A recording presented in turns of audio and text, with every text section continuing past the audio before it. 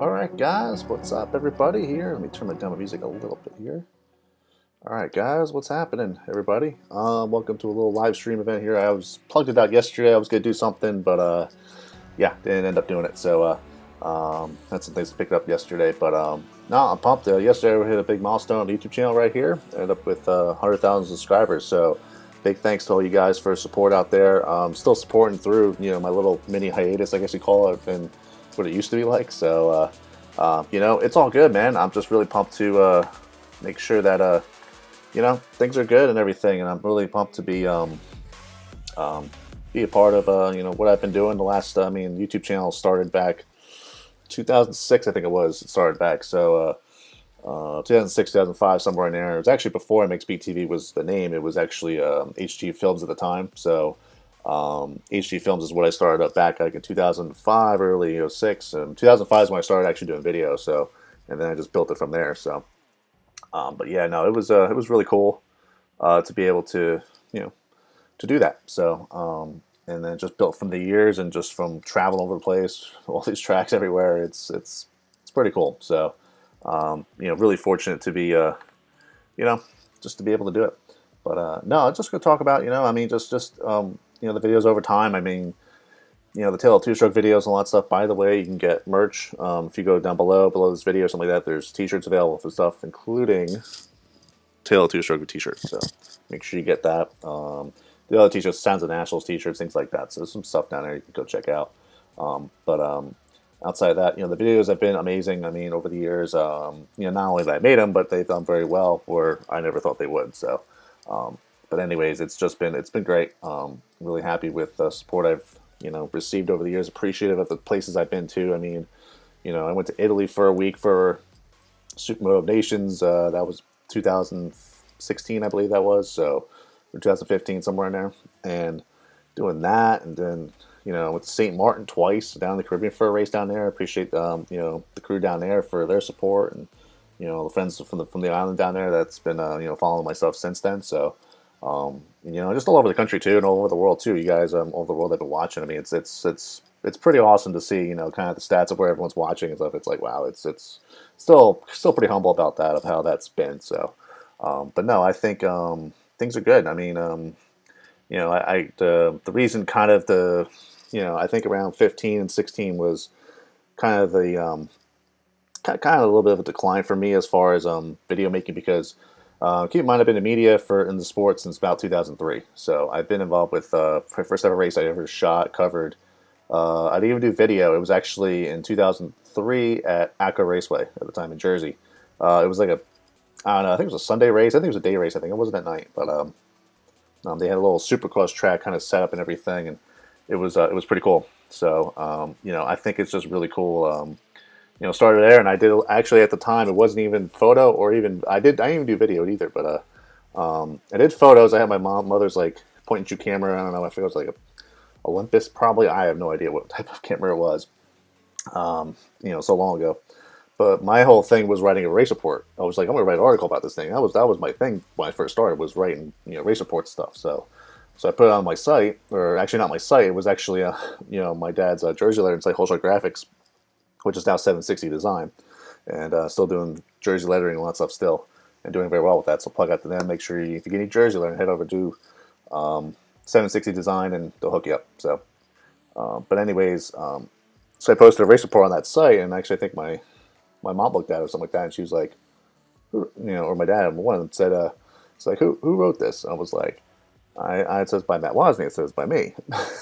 And I wrote it, and then they were like, I wrote the thing. I mean, I just did it. And he was like, they were like, oh, yeah, I think you might have a knack for something. You might have a little niche for something. So I was like, okay, okay, cool. And I just went to the next race. It might have been like Claverack. I think at the time I was heavily involved with District 34 at the time with, with the old District 34, not the way it is. Well, the way it is now, it's actually morphing into District 34, but now with the COVID-19 thing, it's obviously more delayed. But the old District 34 is kind of getting back together again this year. That was the original plan until, pandemic struck. So, but so I was racing back then too and stuff. So, Tenthens boys, thanks for hopping in the chat. Yeah, I did race moto. Just getting into that. With moto, it was, I raced from about 1999 was my first year till about 2004, really. So I was doing media work and racing at the same time between 2003 and '04, and I ended up, I actually did wrote articles, race reports, things like that, starting out. And actually, my first magazine, newspaper, whatever you want to call it, when I first started out, the first publication I worked out with was Cycle News.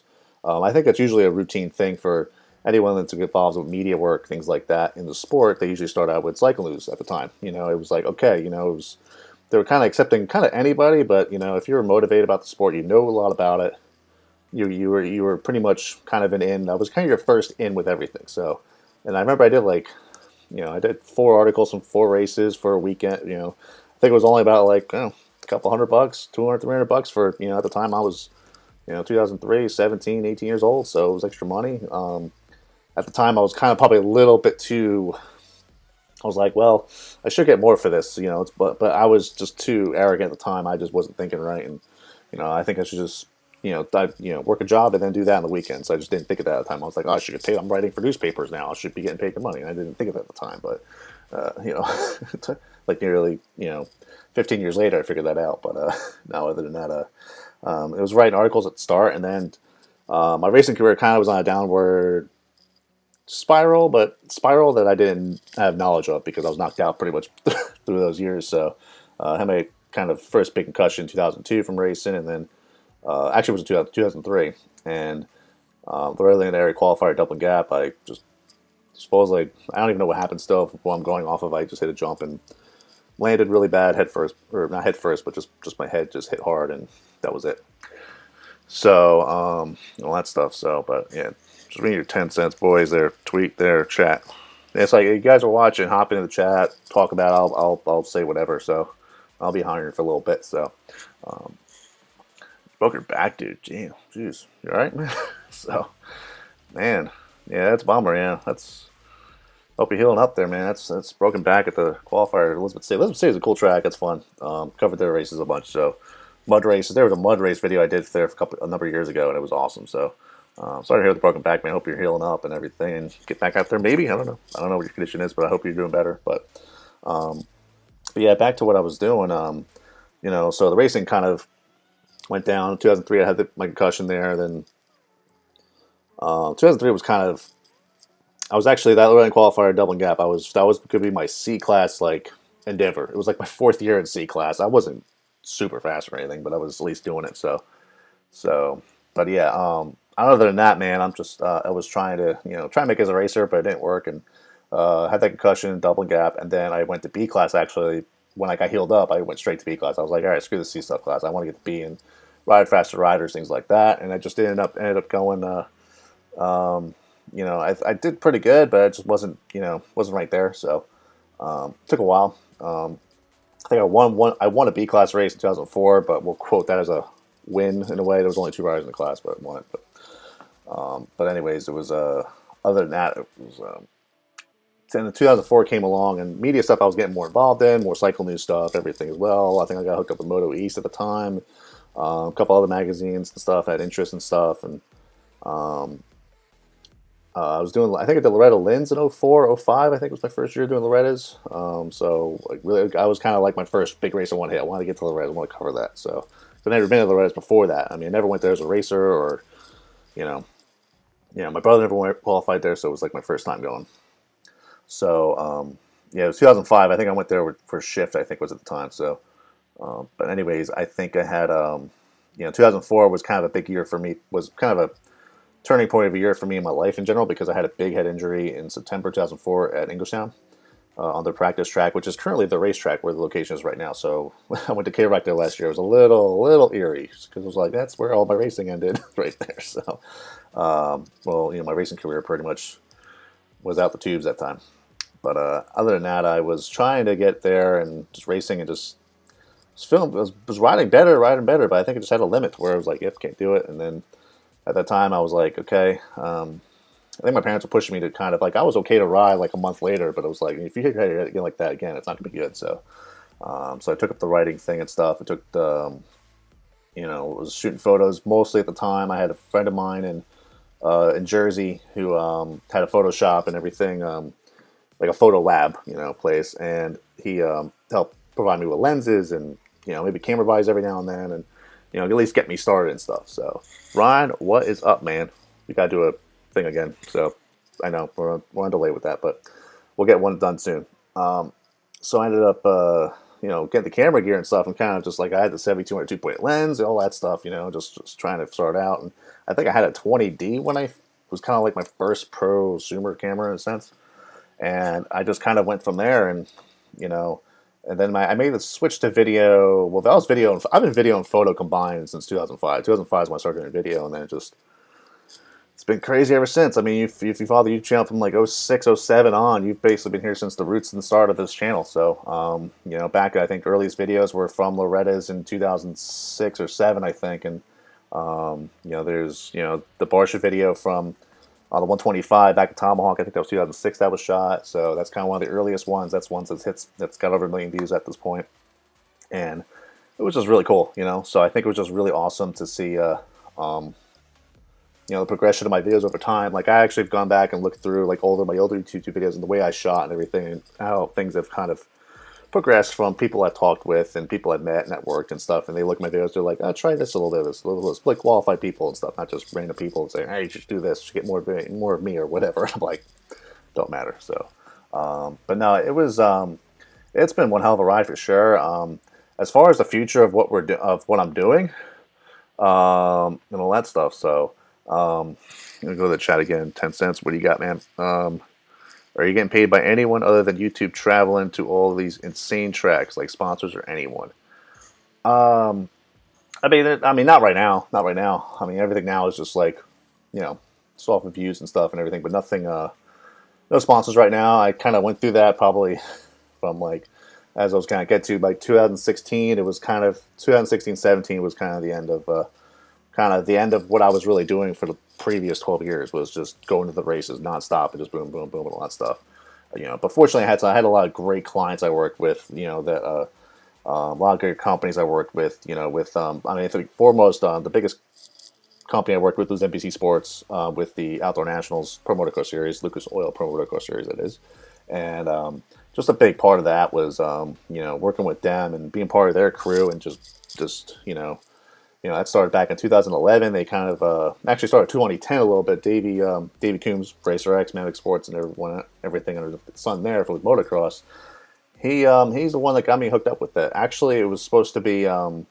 He gave me a heads up. He was like, "Hey, you want to try doing this little video for Ally?" It was a free thing. It was more like an audition. I'm like, all right, I'll give it a shot. So, what the original plan was to shoot this video, probably doing pretty well right now if it happened. Was supposed to be a shadow video with James Stewart at a PGA golf tournament or something like that. Like meeting, like he was buddy with Tiger Woods, all this stuff like that. So, I think that was actually the first planned video with Ally Sports. So with Ally, I was trying to we're trying to get that shot, and it just didn't work out. Like I think it was supposed to be like the day or two after Southwick at the time, and they would go drive over to upstate New York. That's where the tournament was, and it just never happened. So I think it didn't happen because I think Stewart raced it. Stewart, I think, got hurt. I think that year. I think this is 2010. I think so. I don't know what happened exactly. I think he was getting out of the Nationals at that point, and so it didn't happen. But what they had me do was I did 2 videos. I did like a highlight video, kind of just like a sounds of the Nationals at the time with music type of thing, and then I did a privateer video, just interviewed privateers in the pits, stuff like that. Fortunately, it was at Southwick, so I knew a lot of them, so it was a lot easier to shoot and all that. So MG Films, what's happening, man? And so, anyways, I think And then I went to Steel City after that, and these weren't paid. These were just audition type shoots just to get my foot in the door. And Davey just was like pushing me in. He's like, he knew what I was doing. I already had 5 years of video experience in moto, and I was like, okay. And Davey's like, okay, this guy's working hard. His stuff's quality. Let's go with that. So I ended up just trying to go with I went that route. And in 2011, they got in touch with me at the time and with Ally and started doing highlight videos for him, like just not highlight videos, but more of like feature videos, live interview stuff. So, so that was kind of the ball rolling with there, and then did 10 of the rounds, 10 of the 12 rounds of 2011. Did 2012, did the entire season. I think I drove to 10 of the rounds and I flew to 2 of them. I think I flew to I think Hangtown and Washougal, I think, because I'm farther away from there. So, yeah. And anytime anytime the guys in the chat or anything, or any guys watching, if you want to ask questions of what's about anything, just let me know. I'll try to answer them away. But 2012 did all the nationals. 2013 they actually got me to Redbud, and then Redbud they had some budget change and they didn't need me the rest of the series, so that was kind of a bummer. But then 2014 didn't do any, and then 2015 was a big year because they got me in not just a interview video capture, videographer type position. They basically said, we need a pre-race show. Can you produce, direct it, and everything? I'm like, let's give it a shot. I can say no to that. So in 2015, I directed and produced their pre-race show for every round. It was supposed to be live all 12 rounds, but it went live for like 3, I think, of them. So it was a good time. It was definitely the hardest working gig ever. So I learned a lot through there. And unfortunately, Ally Sports dissolved at the end of the year into NBC Sports. Ally Sports is a division of NBC Sports, so it's kind of like their action sports video wing of NBC Sports at the time. So, but no, just to be on there was great. I mean, it was just you kind of had the access to kind of do what you want. I mean, I parked in the TV compound for in 2015, and in 2015 I drove to all 12 rounds of that one, so that was definitely some road trip in there. So that was some great times there. No road issues, nothing. So most road trip stories on that one are they're pretty good, but they're nothing like, oh, we had a flat tire, we were screwed for 2 days. It was like we had a good time. So, but no, with all these companies I worked with, Racer X, we did a lot with them early on. Transworld a little bit. I mean, there's so many. Even from even aftermarket companies, FMF, W, Boyson. There's a lot of them.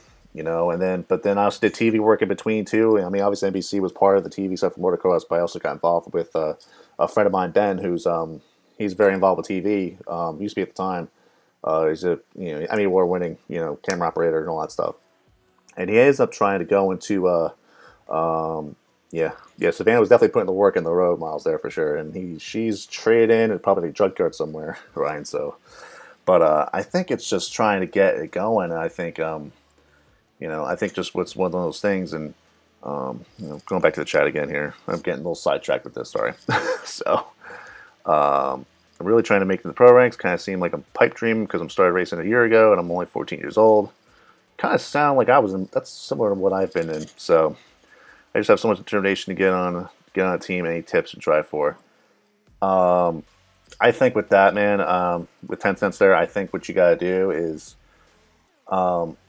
Getting on a team with just racing after 1 year is that's really tough to do. So I would say is you got to start your goals probably a little smaller. I mean, eventually a team ride is obviously great, but how many teams are out there? Maybe 20. Okay, like legit, probably like 15, 20. Maybe there's not that much. How many riders from each team? You're talking 2 to 3. About give or take. It could be 1 to 6. Don't matter. I don't know. Don't matter.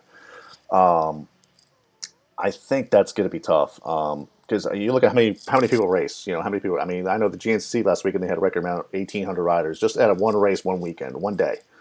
You look at how many people race and everything. It's 10,000, 20,000. I don't know how many. The number's big, and you're taking only probably 30 or 40 of them, and you'll be on race teams.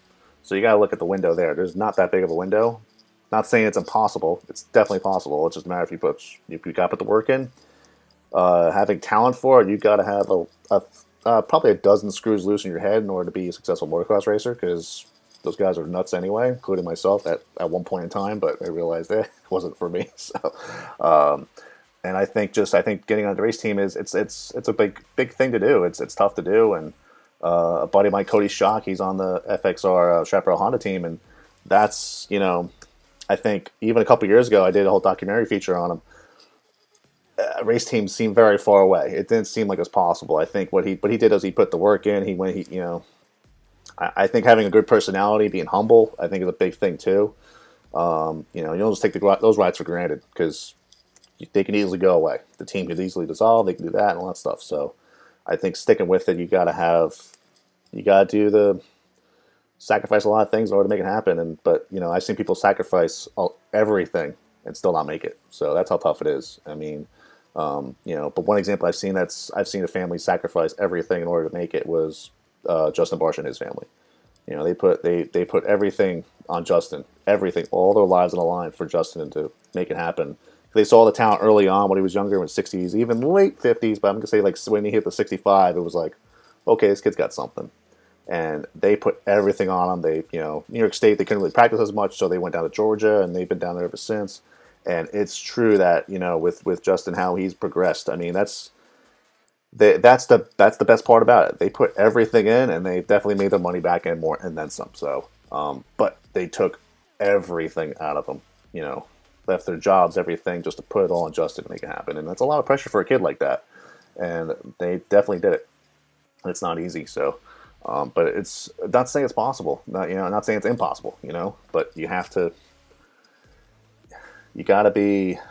I mean, personality is a big thing. I think social media. I think you just way to push yourself through there. It's tough to do because a lot of people are going for that same dream too. And some of them have been chasing it since they were like 3-4 years old.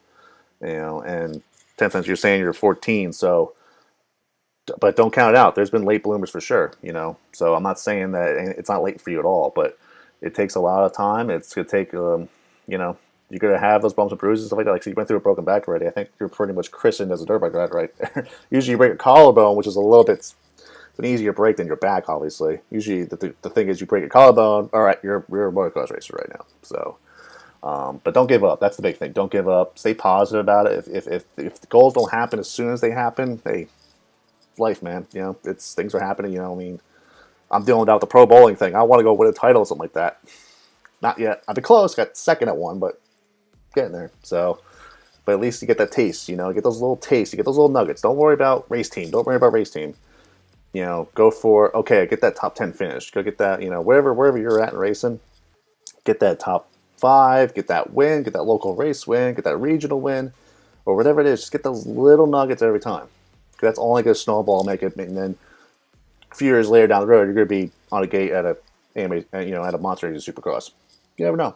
As long as you just treat it as that, I think you'll get there. So I should be a riding coach, or a mental riding coach, I guess. So my brother's done it. My brother, he hasn't got on a race team or anything, but he's lined up on night programs for Monster Energy Supercross, and it's been on the main gates, the motos at Lucas Oil Pro Motocross. So if you put the work in, you make it happen. I mean, having talent's one thing, but it takes a lot. So, but there's no problem with chasing the dream, that's for sure. So it's gonna be, it's tough.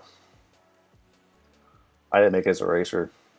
At least the pro racer I was expecting. I wanted to be pro, but it just didn't happen. But so I had to turn to video guy. So, and I think the video route for me turned out to be way better than anything else. So, but no, I think it's but no, the people I worked with, I mean, I mean, from like one hit wonder projects in a sense, just like one gig here and stuff, and I think I worked at Ashley Frolic for one weekend for a shoot. I mean, just I was one ally shoot. I was with Blake Baggett for I think it was 2 weeks before he won the title in 2012 outdoors, and he ended up I was, went to his house and did some shooting there, did his interview and stuff. Speaking about shooting, I actually went to a gun range with him, and I think it's the first time I ever shot a gun, actually. As far as I can think about, like a real gun, I guess, other than cap guns or whatever and all that stuff. But I think that was, did that, and, went to Comp Edge, shot some more footage, and, for a big interview I did with Ally with stuff for him for the championship. So we did all that stuff before he won the title. So it was a lot of like, he didn't want to say he was going to win the title because it was still, you never know what can happen in the next round or two. So, but no, I think it's just been amazing. I call it about 14 years. Actually, 14 was it? 2016, 2017. I'm going to say 2017 till about 2003, 2005. So about 14 years at this, and now 2020 right now obviously has been a 3 year kind of like, what the hell is Matt doing? What the hell is MXPTV doing these days and stuff? I think it's not, the media coverage space right now is not, it's not like where it used to be. Um, I think at the time when social media was kind of starting, YouTube was pretty much starting, and I think everyone when the social media area was not as saturated as it is now, I think it was a really good time. Like it was me and you know um, Playground Verb and Amateur Mex early on. I mean, the Insider Max, Austin Whitesteel. I mean, all those we were all kind of fighting for that same pie there, especially in amateur motocross and stuff. And then once once in a while we'll get the dabble for a pro thing or something like that. And we were all just trying to get our feet wet and try to make the best of it. So it was good competition. It was good. It was good. It was good for the riders because plenty of content out there. I think that time was such a golden time for content. I mean, now it's tough because just posting a video on YouTube, you're not going to pay a house payment off of a YouTube video with from what our following is. It's not like that. Yeah, I'm 100,000 subscribers, but I'm not paying house payments. I'm not doing any of that stuff. So it takes a lot of lot of hours, a lot of content, a lot of things. And I think just after 2017, I think it just kind of died away. It was just like, yeah, it's just it's getting tougher. I think as soon as I hit 30, I turned 30 and in 2015, I think I was like, all right, do I have another 10 years or another year, another 5 years in me doing this? I'm like, I don't know. I'm 30 and that's my future's still not fully set yet. And I think like after the pre-race show I did, and when I found out LA Sports was going away, and basically that pre-show was kind of getting thrown to the side, I was like, yeah, my position's looking a little tough. So I was hopeful, but it just didn't happen. So I think that that started the snowball. Ended 2015 and 2016. I think I took the whole spring off at the time, and summer I tried getting back at it, and I was just like, man, this isn't the same as it used to be. And I don't know if it was that break that did it, and it was just tough to do. And it was tough. So I think at the time too, and I think at that point too, with that show I did, I think I was just, not saying over my head a little bit, but I was at the point where I was like, man, I've done everything I wanted to do. Back in 2003 or 2004 when I was first doing it, I was like, man, I'd love to do this. I'd love to do, this Racer X video. I'd love to do, something for, go shoot outdoor nationals. I wanted to do Supercross, Arena Cross. Like there was certain goals I wanted to do, but I felt like it was going to take a bunch of years to do. And I was like, okay, let's run it and, try to live the dream out, and make it happen. And at the point, it was just like, it was, I did that stuff pretty early. I think by like 2012 was probably my best year, if not, because it just kind of went up from there. But I think it was just a lot of time, a lot of pain, a lot of pressure. But it was just, I think it was more on myself to do better. And I think it was just, but I got to the point where I succeeded everything I wanted to do. After 2015, I'm like, you go from the nationals and shooting the 12 rounds and doing the pro stuff and, mingling with riders, Dungy and all of them, all that stuff. And then you're back to a local race right after that. And you're just like, I'm not saying local races are bad. I'm not putting it that way. I'm putting it as just, what's my motivation now? This pre-show thing's pretty much not happening. It's Allies out, and probably one of the bigger clients is out. It's like, okay, what's the motivation now? And it wasn't firing. I was like, okay, I think I've reached a point where I'm just like, I feel satisfied. And I'm like, okay, next thing. And at the same time, if you follow me personally, whatever it is, I got into bowling a lot. So I became, actually turned a professional for a bowler pretty early for my experience, because I just never, usually PBA bowlers, they go through a college program and, amateur titles and whatever, and then turn pro. I went from league bowler right to pro. I just said, screw it, I'm being pro, and set my paperwork in, and I think as long as you had 200 average, you can get your PBA card, and I know it was that easy. So, but I think at the time the membership wasn't that great, so I think it was kind of an easy in, and I just been there in the system, with them since 2016. It's been great, and every year it keeps getting better. And I think my focus switched to professional bowling, and I think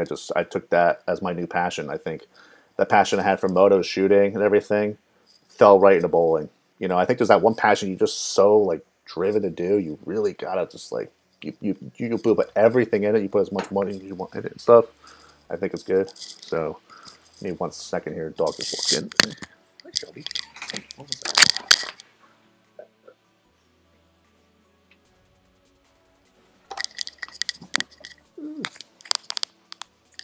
Sorry about that. Dog walked in and the door opened up. So Shelby likes to walk in and interrupt. So, but with bowling, I think you should have one passion that you're totally like devoted to. You'll spend the money, you'll spend whatever it is to make it happen.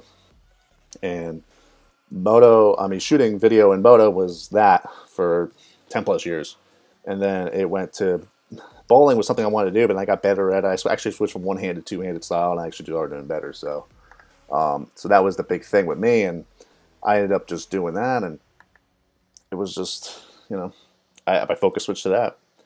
And then, shooting moto at the races was just not there for me. So I was just like, okay, I'm just gonna, you know, put this to the side and just, focus on that and go from there. But but no, it's been good. I mean, the bowling thing's been a new life for me in a sense. Just try to live, it's been a totally different change because I go from motocross, such a fast paced, dangerous environment, to bowling, not as much so. And yeah, but it's exciting in a different way. And it was just a drastic lifestyle change in a sense because moto is, it's dirty, it's, the sounds, the smell, all that stuff. I mean, I love it still, but I think now it's just like, it's great, but I think just I spent so much years at it. I'm like, all right, it's the same old. Where bowling interests me a lot right now. So, and I think that's one thing that changed a lot for me was that at the time transitioning to that. And I think one thing too is I just got sucked in, a lot. I think politics started kind of getting involved a little bit. I just had to kind of get out of it a little bit. I think, from other sites and just other companies. I think I just started getting a little too sucked in with everything. I needed to kind of get away from the scene and just try to be a little bit, needed a little pause, away from it, a little break from, the grind on the road, all that stuff too. But I think just trying to get, some normalcy going on and with these shoots and everything, with with the paid shoots I got, it wasn't consistent. It would be consistent for like a few months and then it would just drop, for the next 3 months after that. So I wasn't really a big fan of that. So I actually started working full time now. But I'm at a Walmart distribution center here in town, and been working there for the last 3 years now since 2017, and that's been kind of my thing right now. And that's what pays the bills and puts money aside and makes it happen. So, and I'm fortunate I'm there. Even through this coronavirus situation, I think it's good that I'm still there. So, if I was doing video in motor right now, I don't know, it would be tough right now. No tracks running. Well, tracks are running now, but during that first month or so, it'd be like can't do much. I'll probably do much on these live streams probably. So, but I think just looking at that, I think it was, I think just working there, it's helped me, kind of stay on my feet a little bit and all that. So, and if you remember, I did a little thing called Focus, which was my kind of a documentary series. I did start up, but I only went one episode in. The reason I went one episode in with Cody Shock there was I ended up getting hired. Walmart hired me, and Focus was like, okay, that's it. And I think if that Focus thing kept going, I think that would definitely, because it was a subscription site. I think it was like $3 a month at the time or something like that.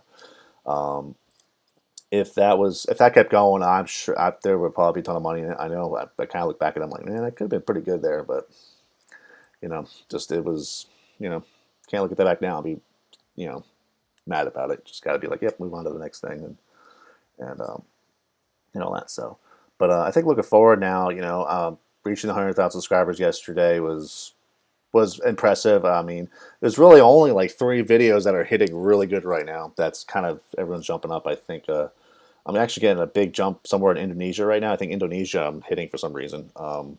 There's one video out there they posted. It's got a few million views on it, and I think whatever they're watching is going to my stuff, and I'm not complaining. So I'm just sitting home watching the numbers go up, and I'm like, okay, can't complain with that. Not doing a damn thing, but it's doing good. So, but yeah, it's 2013 Sleepy Hollow two-stroke shootout race, and just some random track in PA. It's got 4 million views on it. Don't know why. And Sky Collector 125, which I think will just be hit hard anyway, but it's go over 3 million views right now. So, And there's a 10-minute two strokes 3.0 video that's randomly hitting good too. So I think combination of all that, I think it's good. Um, but but yeah, I mean, so seeing the increase in traffic and reaching that number, I mean, YouTube for hitting 100,000, it's a big number. So like I said, I'm really appreciative of people who've been following the channel for years and even kind of stuck through the hiatus a little bit. And I'm sure I haven't had an unsubscribe show or anybody would. So so I appreciate everyone kind of subscribing even during my hiatus and expecting new content. So, but thank you very much. I really do appreciate it, and help the growth of this channel over time, and and probably a lot of you probably wondering what the future is with the MXPTV in a sense. Right now, it's definitely gonna be a part-time thing. I mean, the full-time job is that's consistent pay. I mean, well, Walmart's paying me work good, so got to be there to do that. So. And my camera just kicked out, so we got a backup camera. All right, we're good now. So, all right, we're good. Yeah, my main camera just went out, and I have a backup. I'm on my MacBook camera right now, so I won't be too long with this. I think I've gone way longer than I thought. So, um, so yeah, just stay pumped on that. So yeah, I think I should be synced up now. But all right, so quickly, future of MXPTV right now stands as a part-time basis. I'm gonna shoot whatever I'm gonna shoot. I'm gonna be there wherever I gotta be there and stuff. So um, I think now it's just gonna be a time where I'm just gonna have to just try to do content when I can on the weekends and stuff. With races running right now and bowling not going on now, seems like an opportune time to probably do that. So I'm gonna try to at least maybe get to some tracks in the near future and stuff. But I'm not gonna make it a kind of a mission to do that. Really, I'm not gonna be totally motivated to do that. I'm just gonna make it so if it's a weekend open or my brother's going somewhere, he's still riding still obviously, and I'll go there. But outside of that, I don't know. It's gonna be up in the air right now. So um, I think I'm gonna do I'll still be available to shoot like private riding videos, whatever it is, and all that stuff. I'll still be able to do that weekend by weekend basis. So during the week I'm working, so it's just kind of almost impossible to do anything unless something big happens or something. But I'll shoot like practice days. I'll go, some races. I'm not gonna do a ton of races. I think the only races I'm really interested in going to be honest with you, is any around the outdoor national series, any outdoor to Lucas Oil Pro Motocross. I definitely want to do. Either to watch or cover or do just capture footage and dump the car. I don't care. Like that's fine with me. Um, and then K Rock's always K Rock's always a big race for me. I always like that race over time. So that's good. But and then maybe another local race, maybe or somewhere, but it's not going to be. You're not going to see every weekend and Monday be a ton of videos. It ain't going to be like that. So not to put it down on everything, but got priorities these days. So different priorities, let's say. So but I will put an emphasis on raw videos more often. I just posted one from uh, 2011 from Freestone. Just posted that one I think on Sunday night or something like that. So if you want to go back check that out. I just posted some top clips from that day. So I'll post some raw videos like that over time. Just probably dust off a hard drive or two. Actually, if I could bring this up, this is actually one hard drive. Believe it or not, this is a hard drive. See how big they were.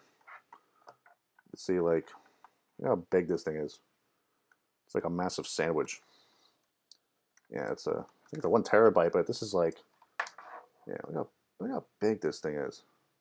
A hard drive. Okay, we're gonna show you progression of hard drives over years. This is got my 2011 footage. 20. This is about 8, 9 year old hard drive, right there. Okay, that's a terabyte.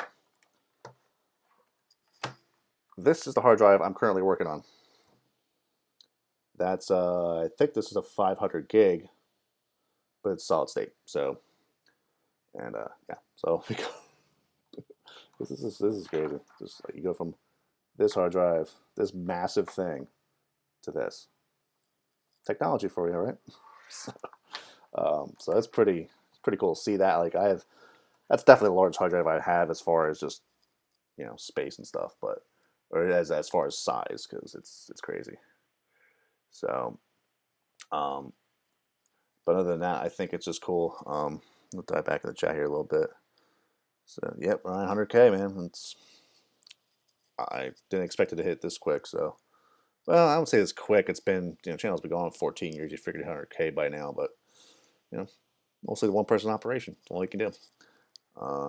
10 cents chiming in. Do I know Ryan Smith? Yeah, I do. I know Ryan. He's a good dude, man. Yeah, he owns Lake Sugar Tree, man. It's, whatever he does, man, it's always an awesome thing. And I seen follow him on Facebook a little bit too. What he's doing, just if you can go to that track, definitely get there. So that's actually one of the one tracks I've never been to yet. Like East Coast tracks, I've been to a ton of East Coast tracks. Some aren't even around anymore, but Lake Sugar Tree's been around for years. I just never been there. Don't know why. Just haven't had an opportunity to get there.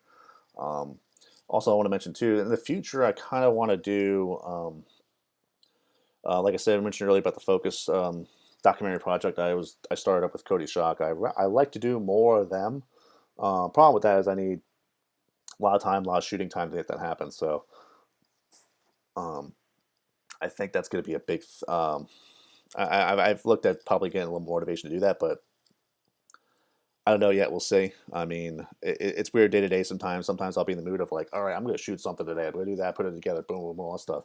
Or I'll go on the hard drive and my 10 foot tall hard drive and start doing find some footage and stuff that hasn't been seen or anything and start putting that up.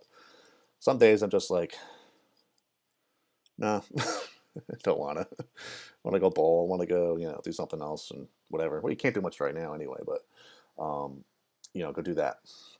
So I don't know. I mean, it's up in the air right now, but I don't have a you know I mean with the full time job I have right now, it's tough to do kind of anything extra and put a ton of effort into it. Usually with work I'm done. After work I'm have dinner, you know, a couple calls or two, and that's it. Like that's it for me. Check my emails, whatever, all that stuff, and that's it. Um, or I go bowl when the bowl nights open up, whatever.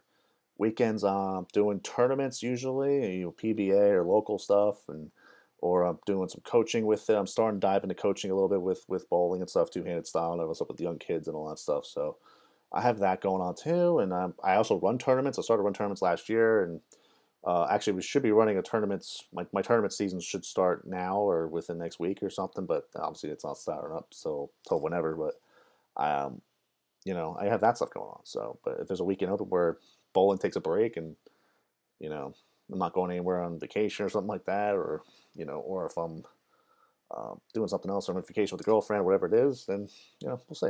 I think it'll be a kind of a like last year. I think went to Budds Creek for a practice day with Tyler, and I was just kind of like first time to Budds in a few years. I think since the national in 2015. So went there, did a little rider at it. It was fun. It was a good day. I mean, it worked out for it actually turned out a really good day. Kind of thoughts, a little bit of motivation was kind of happening, and other priorities kicked in, and I was like, okay, and that's what it is. So um, I don't know. So, but I don't know.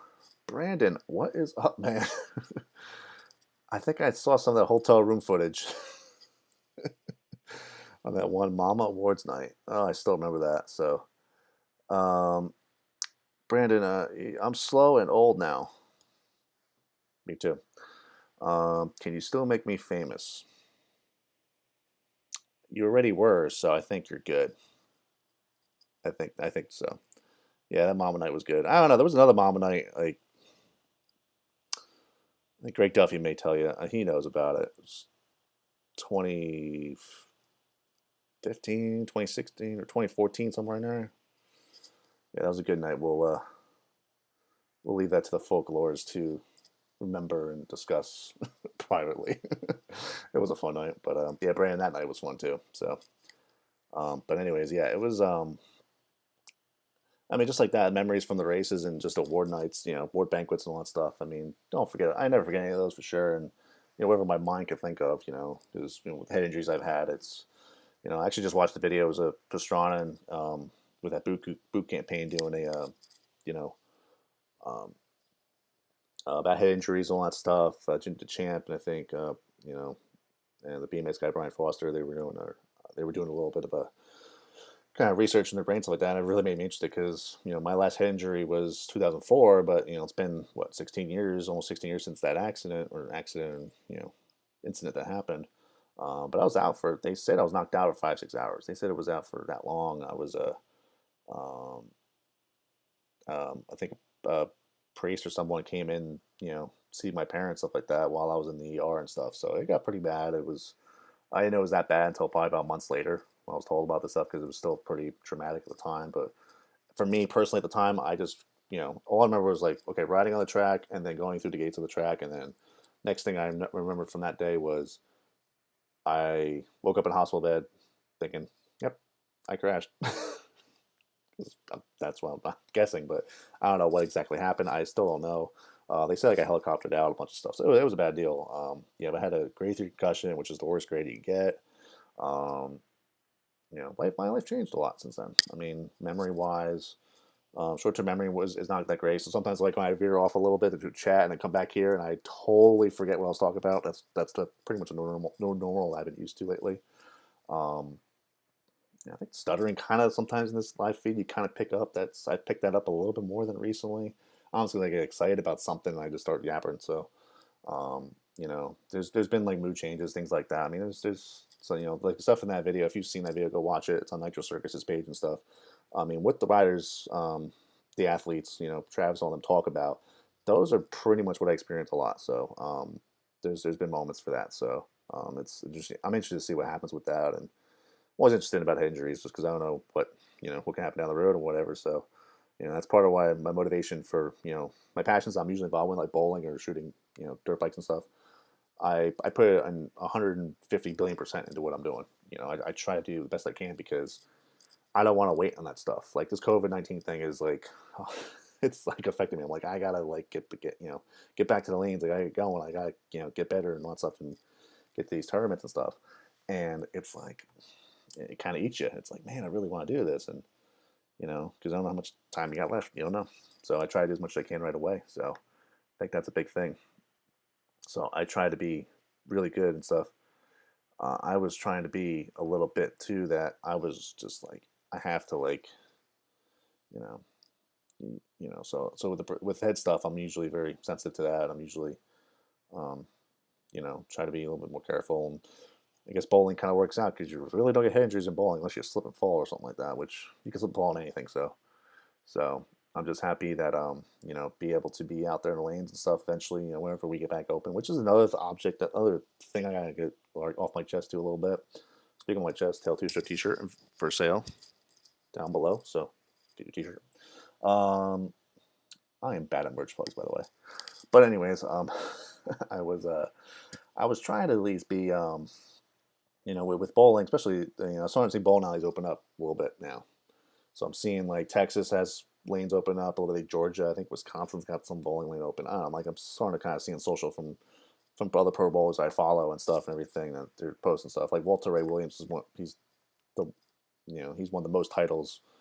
Oh, he's one of the most titles, but he's also got the most earnings in the PBA ever. And he just started bowling last week and it was like in Florida down somewhere. I'm like, crap, I want to start too. It's like, I go where you're going. And so in Delaware here, they haven't opened up yet. They've opened up casinos. They've opened up, starting to open up restaurants a little bit. They've opened up like exercise facilities, which I guess are gyms, you call it. And there's something else too. And I was like, they're all indoor places. There's, casinos have a lot of older people in them. They're touching buttons, slot machines, whatever it is, and all that stuff. And then all this stuff. And I think it's just, you see all that, and it's like, I'm seeing all those numbers. I'm like, how do you determine what's open, what's not? And it's like, and I'm looking at bowling. I'm like, bowling, it checks off a lot of those boxes that could be filled just as opening. But, supposedly starting June 1st, that reopening phase starts up, but bowling's still closed. Bowling alleys are still closed. So just, and actually, I actually, believe it or not today, I had I was off work today. So I had some time to go and I wrote to my governor today, which I don't normally do. I was like, I wrote a whole description of how bowling should be reopened. So like bowling centers should be open. So don't ask me why. I just kind of did, and I was just like, yeah, I got to make sure of that. So um, stream's acting up a little bit here. So, but yeah, like I said, I wrote to my I wrote to my governor today. So see what that does. If that does very well and turns heads, I can be a politician down the road, which I don't want to be. So we'll see.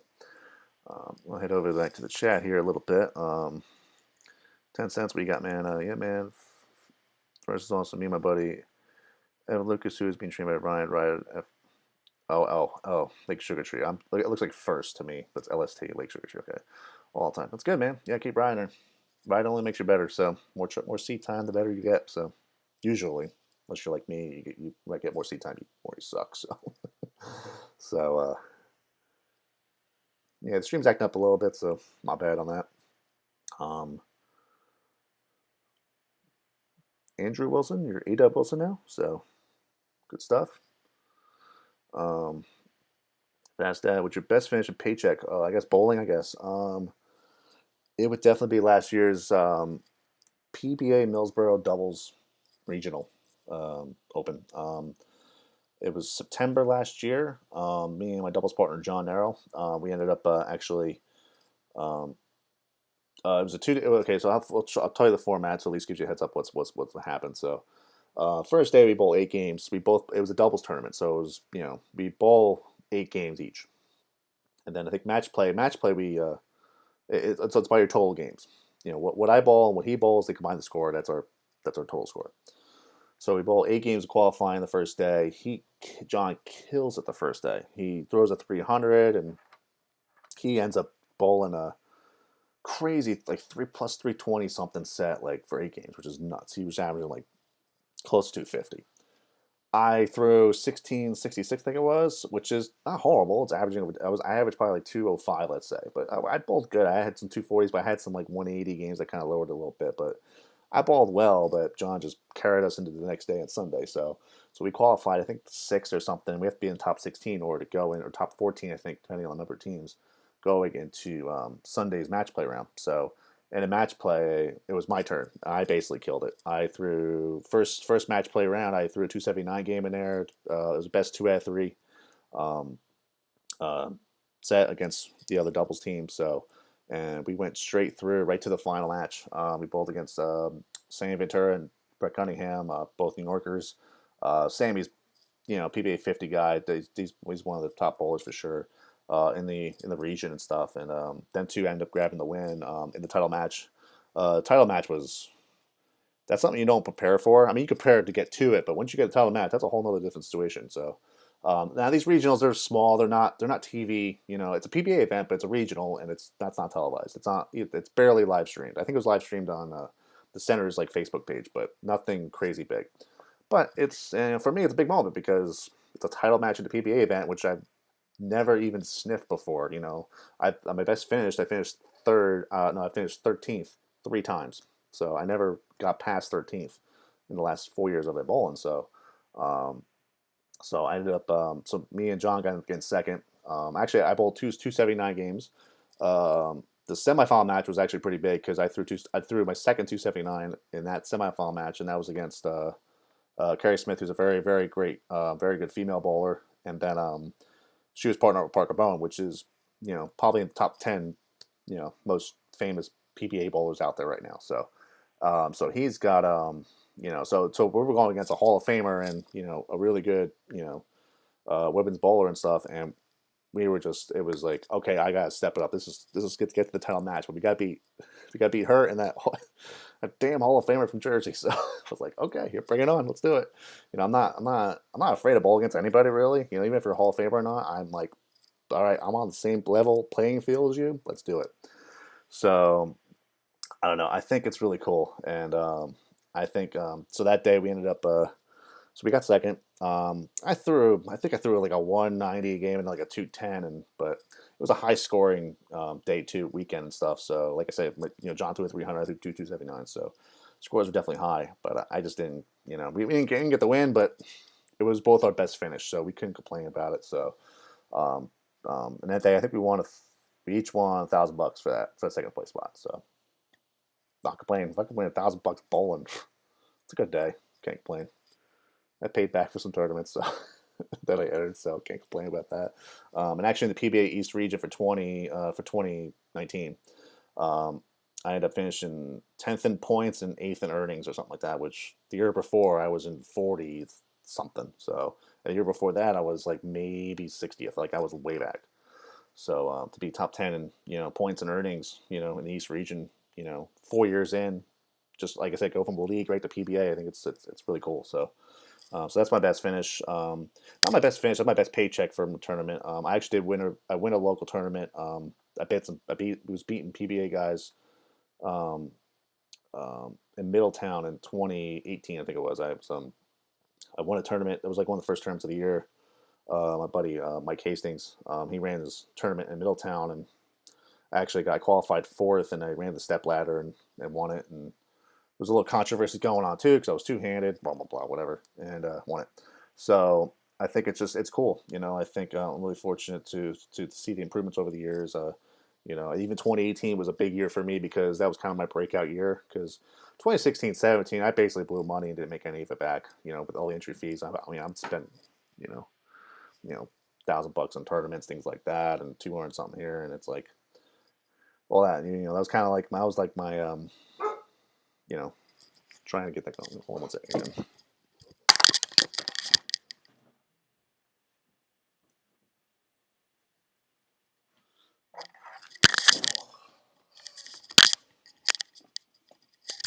My bad. Dog's making ins and outs of the room. So, but yeah, I think yeah, that tournament I won. So I think I won like 600 something bucks for it. But great day, great plan. That was like my first local tournament win, let's say. So, and all that. But um, but I'm happy to be still bowling. Well, not right now, but once we get back, I'm definitely throwing that box down the lane. Actually, today I was cleaning my bowling balls today. I was actually going through my bags, and I have some with balance holes in them, some with not. So, but this is a moto channel. I'm not even gonna dive into specifics, but it's because balance holes are not legal after August 1st, so I got to prepare for that. So that's my other channel. Actually, I do have another channel. If you want to just search my name at Wozni, or search Woz Bowls. That's my bowling YouTube channel, and I don't do much there, but it's if you want to see some action of me bowling, you go there and watch all that stuff. Um, all right, 10 cents. Thanks for checking in, man. Too. So those Barsha videos are always gold. So I actually want to get some older Barsha videos up because I think I do have 2005 Barsha on an 85 that I have because when I shot the first motor exposure video, I had footage of him on 85 at Walden, I think, or something like that, just shredding. So, but I think I don't have the hard drive for that. I do have the tapes. I shot everything on tapes, mini DV tapes back in the day. So if I could figure out a way or how to get mini DV footage off a tape into my editor, that will definitely happen. So, but I haven't really got around to it. I have the weekend kind of just to do that. So maybe I'll figure it out. But I think I have to buy something to kind of maybe that special wire or connection or something like that to make it happen. So we'll see. So, but yeah, thanks for taking in 10 cents. Appreciate it, man. AW, yeah, I know Billy, man.